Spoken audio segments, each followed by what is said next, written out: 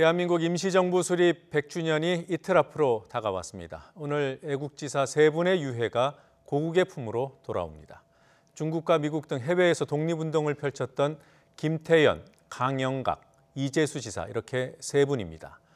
유해 송환과 봉영식이 잠시 뒤에 시작됩니다. 어떤 분들인지 또 어떤 의미가 있는지 이야기 나누면서 봉영식 실황도 생중계해 드릴 예정입니다. 한림대 일본학연구소의 신주백 교수님 나와 계십니다. 어서 오십시오. 예, 안녕하세요. 네, 안녕하세요. 자, 오늘 유해 송환과 봉영식 네. 처음 있는 일은 아니죠? 예, 예. 네. 거의 뭐 요즘 그 근래에 들어와서는 아주 국가에서 빈번하게 네. 이런 그 행사를 하고 있는데 굉장히 바람직한 국가의 대응이라고 보겠습니다. 네. 이게 이제 과거부터 제가 알기로도 꽤 오랫동안 이 사업이라고 해야 되나 이 일이 진행돼 왔습니다만 예, 예. 최근 들어서 조금 더 적극적으로 바뀌었다 예, 이렇게 보시나요? 예, 그게 이제 사실 75년경부터 정부 차원에서 유해 송환 봉환 사업을 했었는데 네. 주로 이제 국가보훈처가 담당을 했었는데 네.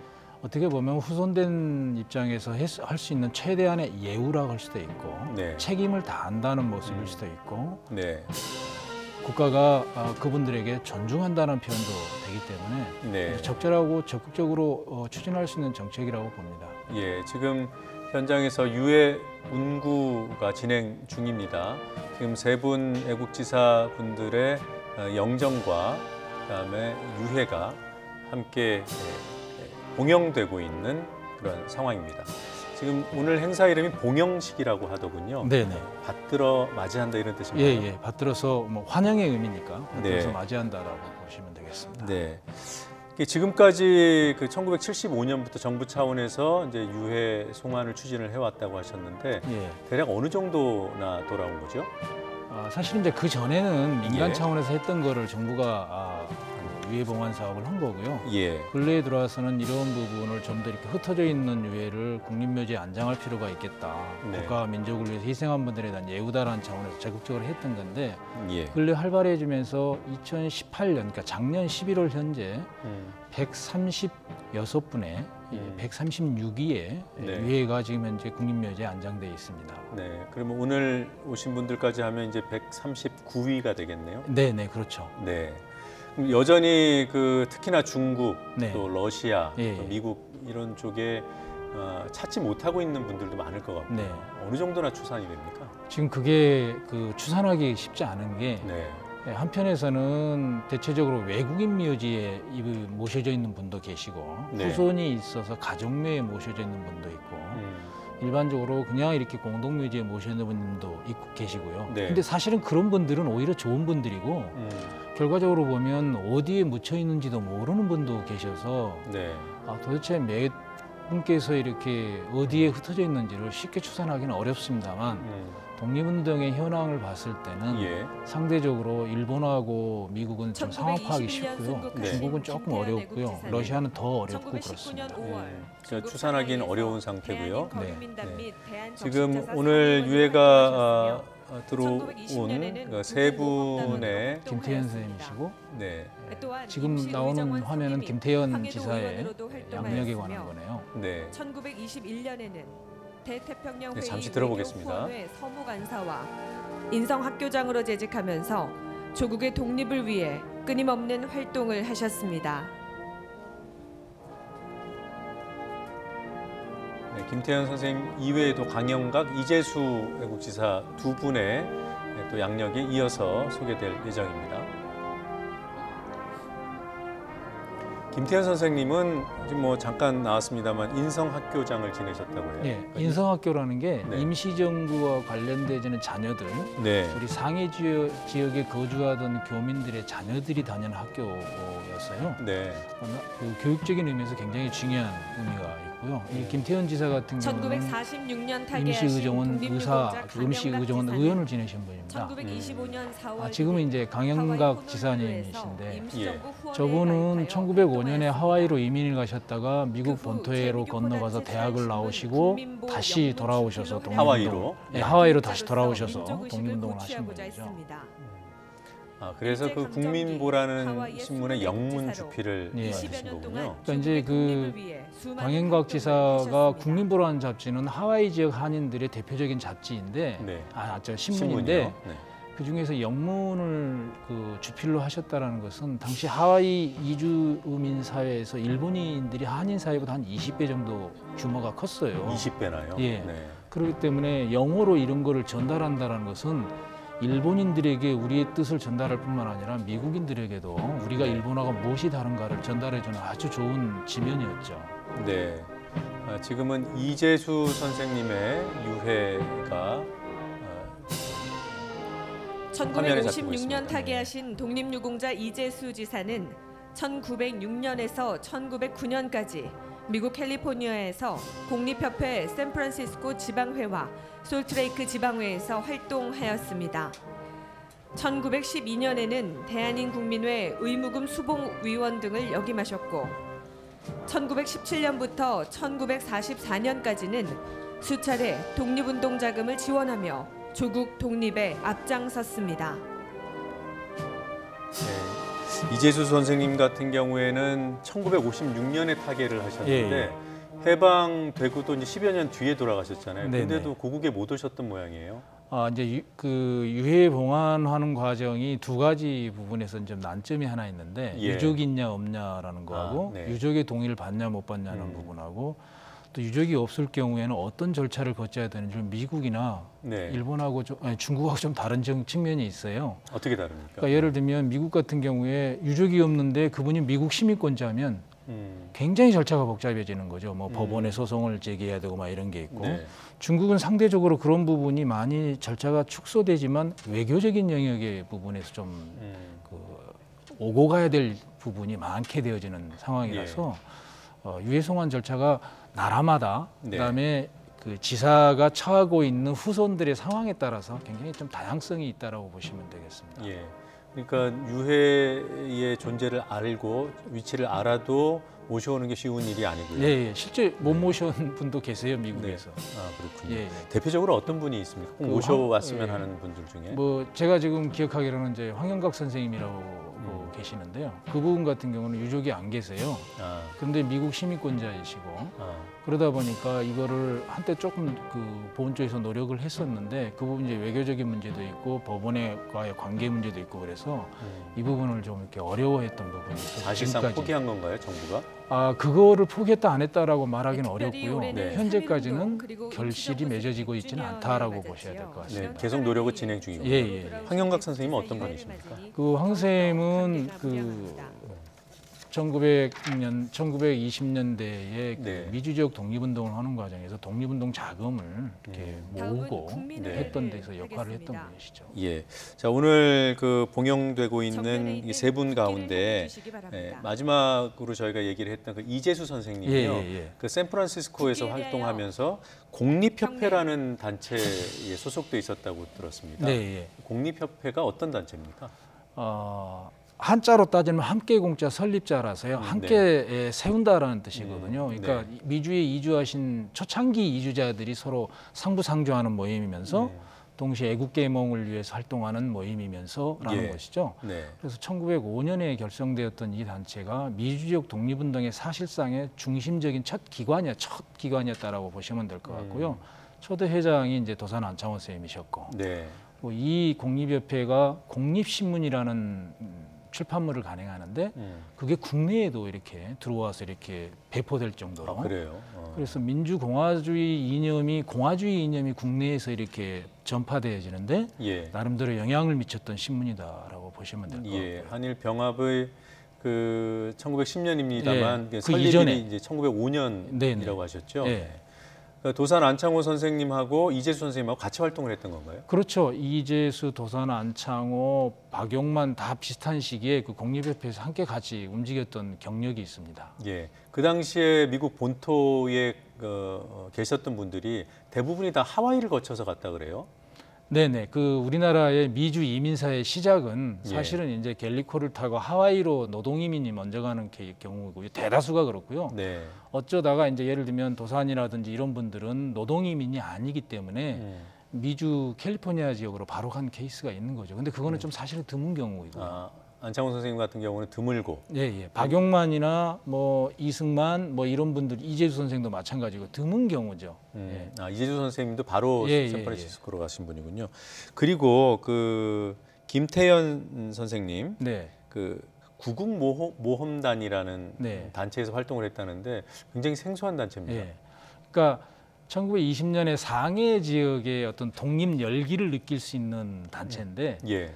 1920년에 김태현과 같은 20대의 젊은 청년들이 일본과 싸워 나가는 과정에서는 폭탄도 필요하고 네. 여러 무기도 필요한데 우리가 직접 그걸 제조해보자. 예. 그래서 폭탄 제조 연습도 하고 네. 실제 만들기도 하고 네. 만들다가 실수해서 폭파가 되기도 하고 이러는 과정에서 독립운동의 과정에서 자기 희생 정신을 실천으로 보여주면서 항일 의지를 좀 드러내려고 했던 단체라고 보시면 될 것 같습니다. 예.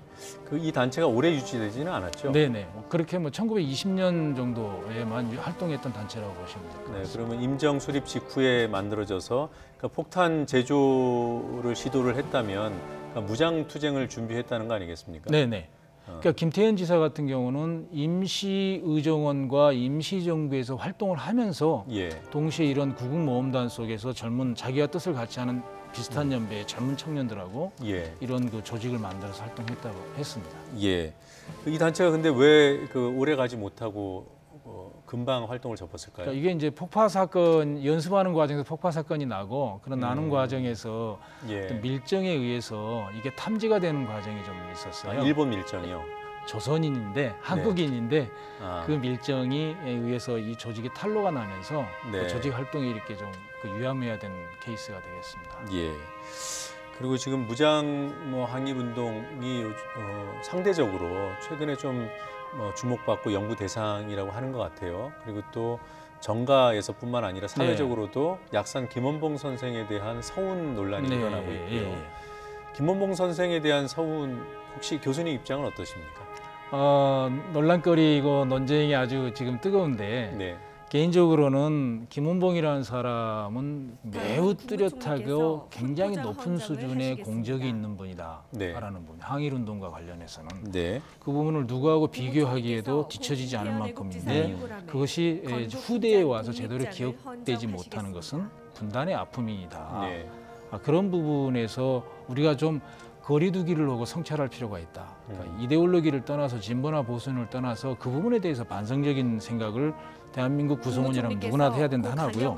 두 번째는 조금 성급한 추진의 부분이 있지 않느냐, 지금의 예. 지형에서는. 그래서 오히려 지금은 서운에 그동안에 15,000명 정도, 15,000명이 조금 넘게 서운이 됐는데 예. 서운의 결과에 대한 좀 검토가 필요하고요.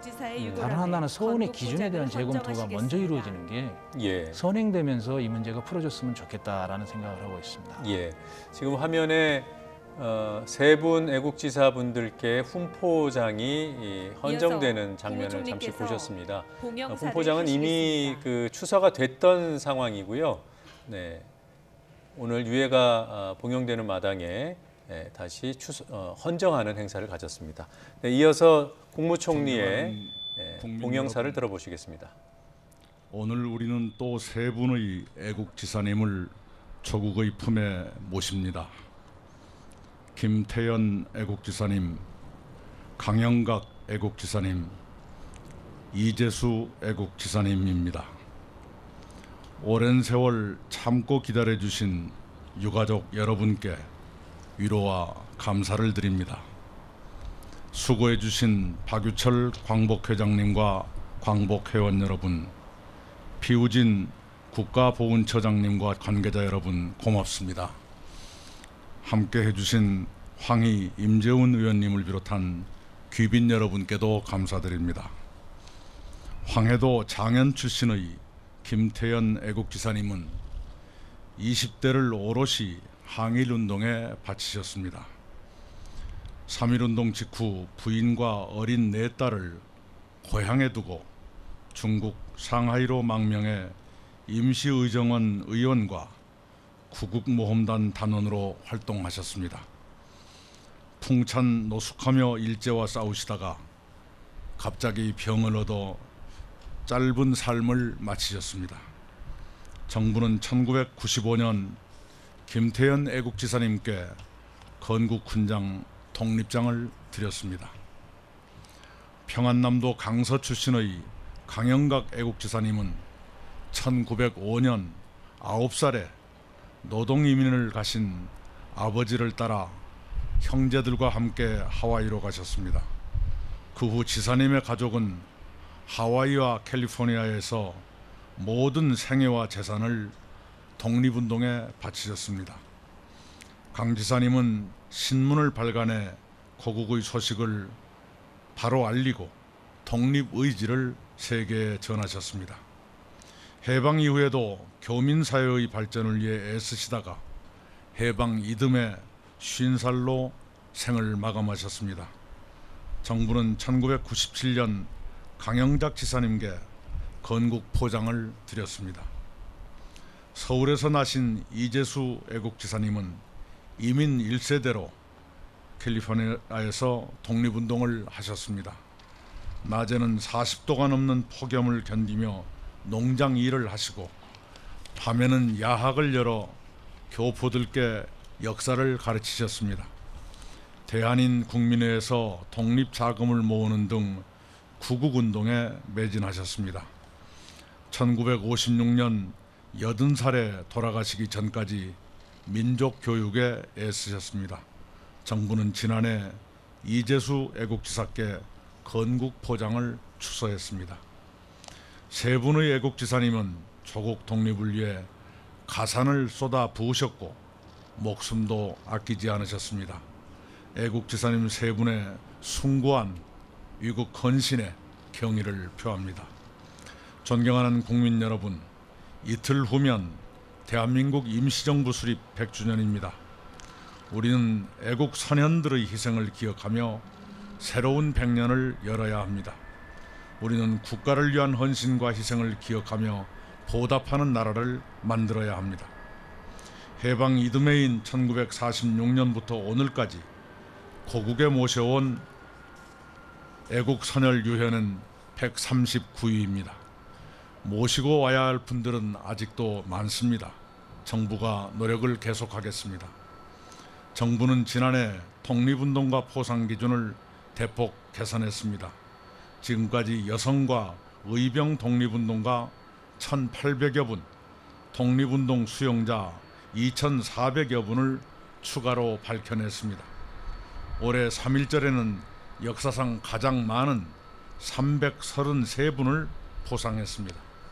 해외에 있는 독립운동 사적지의 복원과 보존 관리에도 힘쓰고 있습니다.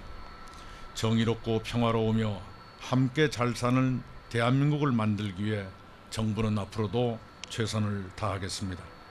김태현, 강영각, 이재수 애국지사님께서 그리시던 조국의 품에서 안식하시기를 기원합니다. 감사합니다. 네, 국무총리 이낙연 총리의 봉헌사, 동영사를 들어보셨습니다. 정의로운 대한민국 건설에 더욱더 노력하는 것이 이분들의 공적과 노고에 조금이라도 보답하는 길이라는 취지의 동영사였습니다. 네, 추모 공연도 잠시 보고 얘기 이어가겠습니다.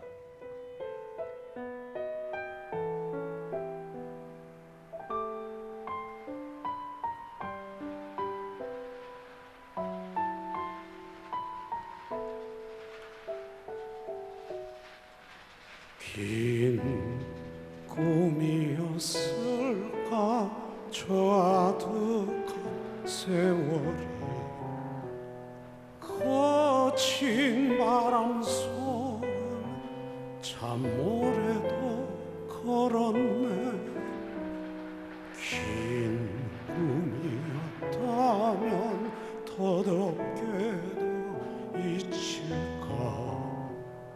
대답 없는 길을 나 외롭게 걸어왔네. 푸른 잎들 돋고 새들 노래를 하던 들의 옷에 향기 어여쁜 시간은 지나고 고마웠어요 스쳐간 그 인연들 아름다웠던 추억에 웃으며 인사를 해야지 아직 나에게 시간이 남았다면 이 밤 외로운 술잔을 가득히 채우리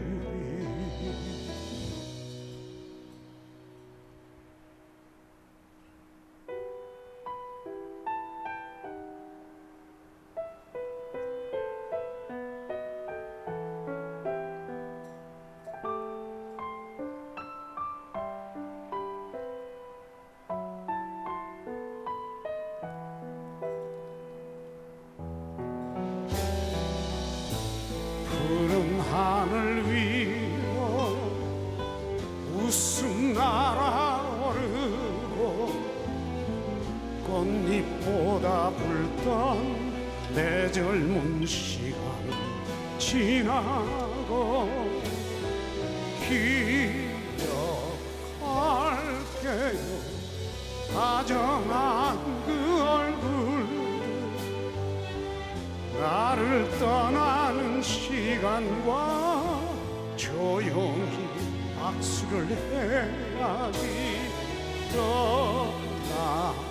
떠나가야 할 시간이 되었다면 이 밤 마지막 술잔에 입술 마시리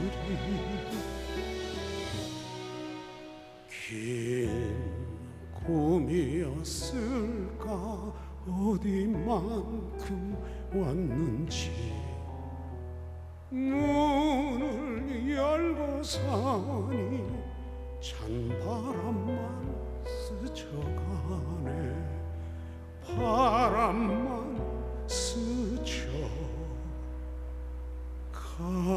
스쳐가네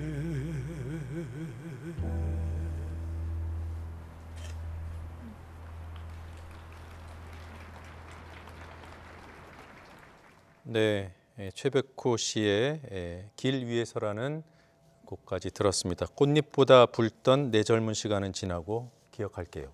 이 가사가 가슴에 확 와닿습니다. 연세도 있으신데다가 네. 그 풍기는 분위기도 있어서 가사의 의미가 더욱더 이렇게 절절하게 다가오는 것 같습니다. 예. 자, 이제 모레면은 이틀 예. 뒤면은 대한민국 임시정부 수립 100주년이잖아요. 네. 근데 종전에는 4월 13일 아니었습니까? 네네. 이렇게 당겨진 이유가 뭐죠? 그러니까 4월 11일과 13일의 가장 큰 차이는 4월 11일 날은 사실은 4월 10일 날 밤부터 4월 11일 날 아침까지 예. 상해에서 독립운동가들이 모여서 대한민국이란 국호 1조부터 10조까지 임시헌장, 그다음에 내각의 대통령은 누가 되고 이런 거를 11일 날 아침에 결정을 해요. 네. 그 정부의 기본 뼈대가 다 그때 만들어졌고 네.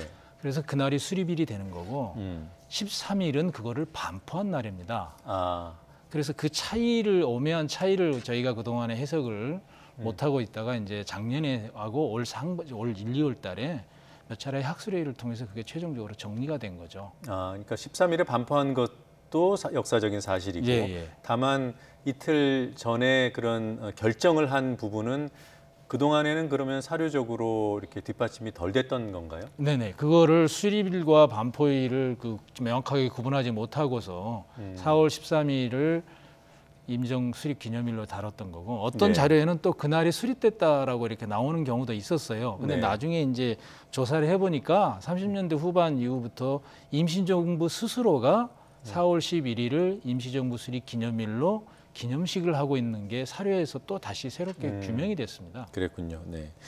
자, 이 뭐 100주년 이 뭐라고 시간이 주는 그런 엄중함도 있긴 하지만 네. 보다 근본적으로는 임시정부를 우리가 과연 제대로 알고 있는 건지 네. 연구는 충분한 건지 네. 이런 의문이 듭니다. 네. 과제가 뭐가 놓여 있습니까? 아마 많은 논문이 있고요. 그동안의 선학들도 많은 논문을 쓰셨기 때문에 임정의 기본적인 실상은 많이 밝혀져 있는데 예. 그럼에도 불구하고 이제 부족한 부분이 예를 들면 임정은 어떠한 정치 사상으로 무장한 단체일까? 네. 내지는 뭐 예를 들면 임정이 만들고 싶은 나라는 뭘까? 그리고 우리는 과연 그걸 제대로 지금 현재 구현하고 있을까? 예. 라는 정도의 문제에 대해서는 아직까지는 좀 선명하지 않다. 그런 면에서 보면 이제 자료의 측면에서 그동안에 일제 정보 자료를 중심으로 지나치게 의존하고 있는 부분을 좀 벗어날 필요가 있고 예. 자료가 없는 부분을 어떤 연구 방법의 개선을 통해서 해석의 새로움을 내지는 해석의 깊이를 만들어내는 예. 그런 노력이 좀 필요하다고 봅니다. 북한은 이 임시정부를 어떻게 규정합니까? 북한은 민족 개량주의자들의 단체라고 그래서 네. 1919년 이후 그러니까 지금의 북한을 만든 게 김일성이잖아요. 예. 김일성이 등장하는 정당성을 설명하는 과정에 부정적인 근거로 임시정부를 자리매김하고 있습니다. 그래요. 네. 네. 지금 임시정부와 관련된 자료들이 북에도 꽤 있을 것 같은데. 그러니까 한국 전쟁 때 좀 이렇게 없어진 부분이 있다고는 네. 서로 이야기는 오고 가는데 네. 정확하게 어느 정도 되는지 어디에 있는지 정말 실제로 있는지 이런 부분까지는 확인된 적은 없습니다. 그래요. 어쨌든 있다 하더라도 북한 입장에서 임시정부를 개량주의 단체로 그렇게 규정한다면 남북 학술적인 공동 연구 가능성은 좀 떨어진다고 봐야 되나요? 네, 저는 그래요? 개인적으로 3.1운동까지가 학술 연구에서는 현재까지는 마지노선이라고 생각을 하고 있고요. 공동 연구할 수 있는. 예, 남북이 네. 공동 연구할 수 있는. 네. 물론 그 이후에 자료를 교환하는 부분은 가능할 수 있습니다. 그 네. 이후 역사도. 그러니까 남측에 없는 자료가 북측에 있고 북측에 필요로 하는 자료가 남측에 있는 경우가 있거든요. 예. 자료는 교환이 가능한데 논문을 통해서 토론을 하고 공동 연구하는 것은 당분간 좀 쉽지 않을 것이다라고 예상을 하고 있습니다. 예, 알겠습니다. 자, 오늘 강영각 선생님 그리고 또 김태현 선생님 또 이재수 애국지사님 이 세 분의 유해를 맞이하는 행사 생중계해 드렸습니다. 지금까지 신주백 한림대학교 일본학연구소 교수님과 함께 말씀 나눴습니다. 교수님 고맙습니다. 네, 감사합니다.